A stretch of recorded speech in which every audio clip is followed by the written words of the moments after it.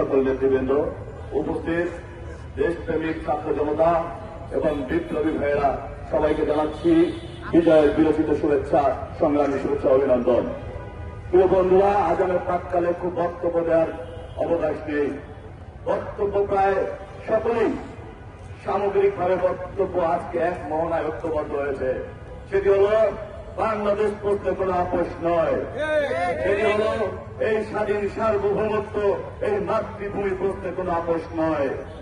আপনারা অবগত রয়েছেন, একজন বৈষম্যবিরোধী ছাত্র নেতা, উনি এখানে থাকলে আমার বক্তব্য নিশ্চয়ই প্রাসঙ্গিক। উনি অভিযোগ করেছেন আজকে একটি বিচ্ছিন্ন বিক্ষিপ্ত ঘটনা। আমি এই ঘটনা দায় দিচ্ছি, পাশাপাশি ওনাকে স্মরণ করে দিচ্ছি, আমরা গত 2 দিন আগে অবৈধ গণহত্যাকারী কাউন্সিলরদেরকে নিয়ে যে সমাবেশ দেখলাম, সেই সমাবেশ জাতিকে আঘাতপ্রাপ্ত করেছে, আহত করেছে। বন্ধুরা আমার, আমরা কোন অন্যায়কে অস্বীকার করছি না। বিচ্ছিন্ন বিক্ষিপ্ত ঘটনাকে আপনি যেমন স্মরণ করে দিলেন, আপনাকে স্মরণ করে দিতে চাই, এই জুলাই বিপ্লবের দ্বিতীয় শহীদ ছিল জাতীয়তাবাদী ছাত্র দলের একজন ছোট সৈনিক ওয়াসিম। আমরা এই আন্দোলনকে, এই যৌক্তিক আন্দোলনকে, নৈতিক আন্দোলনকে রাজনীতিকরণ করতে চাইনি, কারণ দীর্ঘ 17 বছরের সংগ্রাম আমরা বিপন্ন হতে দিতে চাইনি। তাই তো সংগ্রামের পরিণত রূপ আজকে সংক্ষিপ্ত বিপ্লবের মাধ্যমে আপনারা আমরা সবাই শেষ করেছি। সুতরাং সংগ্রাম আর বিপ্লবকে কখনো ভিন্ন মাত্রায় দেখলে দেশের সুশৃঙ্খল এবং পরিস্থিতি দেশের পক্ষে থাকবে না। আমরা আপনাদেরকে বলতে চাই, আপনারা গণমানুষের কাছে, ছাত্র জনতার কাছে সমাদৃত, কারণ আপনারা কোন রাজনৈতিক মতাদর্শে বিশ্বাস করেন না, এটা প্রমাণ করেছেন। কিন্তু কালের পরিক্রমায় সংক্ষিপ্ত সময়ে পার হতে না হতেই আমরা যেটি লক্ষ্য করছি সেটি অত্যন্ত দুঃখজনক এবং মর্মাহত। আমি দৃঢ়ভাবে বিশ্বাস করি এটি আপনাদের জন্য মঙ্গলকর হবে না।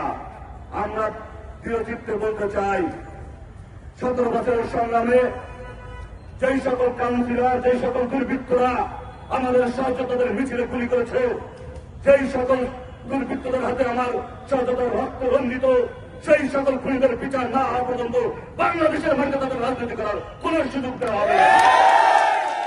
আমরা বলতে চাই, 56,000 বর্গমাইলকে শহীদ রাষ্ট্রপতি জিয়া রহমান ধারণ করে তিনি বলেছেন সকল ধর্ম, বর্ণ, জাতি, ভাষা নির্বিশেষে এই ভূখণ্ডের সকল মানুষকে তিনি ঐক্যবদ্ধ করেছিলেন। তিনি জন্ম দিয়েছিলেন বাংলাদেশী জাতীয়তাবাদ।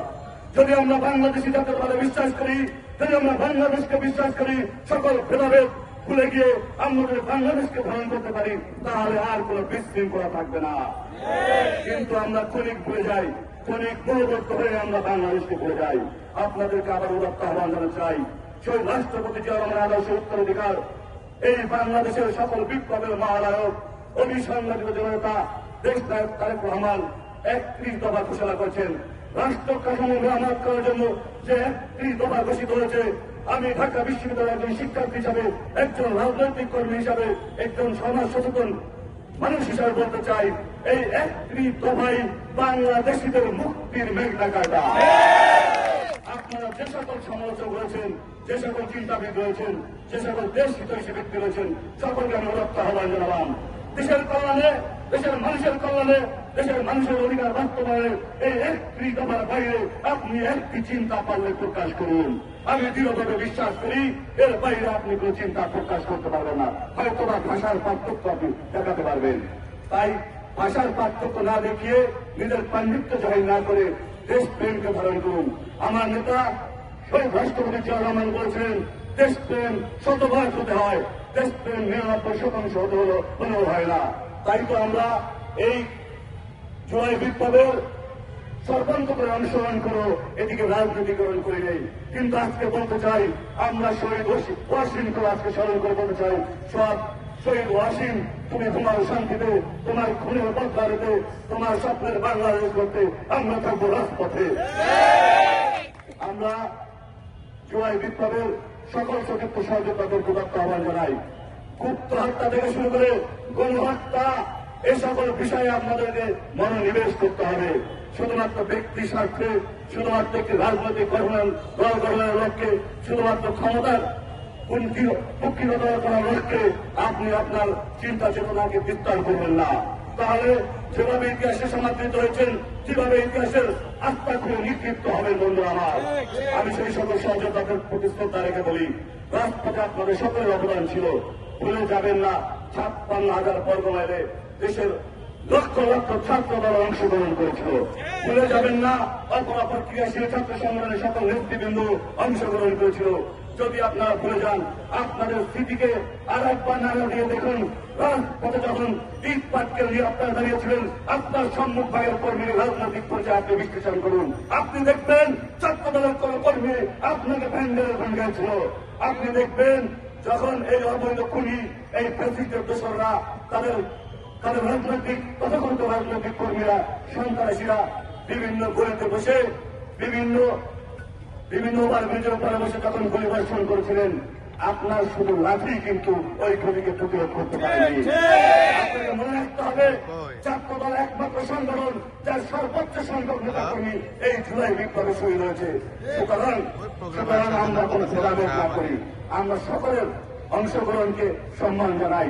আমরা বলতে চাই, যে সকল সতীর্থ সহযোদ্ধারা আজকে রাষ্ট্র ক্ষমতার অংশীদার হয়েছেন, আপনাদের কাছে আমাদের দাবি অনেক।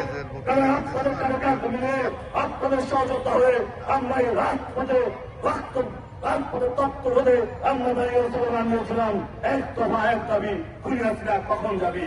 আপনারা যখন অনেকে এক দফার দাবিতে একত্রিত হতে পারেননি, অনেকেই যখন এক দফার দাবিকে সামনে আনতে পারেননি, আপনাদেরকে মনে করে দিতে চাই, আমরা কিন্তু এক দফার দাবি নিয়ে 17 বছরের সংগ্রামের ন্যায় সেদিন 3 তারিখ 4 তারিখ আমরাই কিন্তু সর্বপ্রথম স্লোগান দিয়েছিলাম, এক দফা এক দাবি, খুনি হাসিনা কখন যাবি। আপনাদেরকে মনে করে দিতে চাই,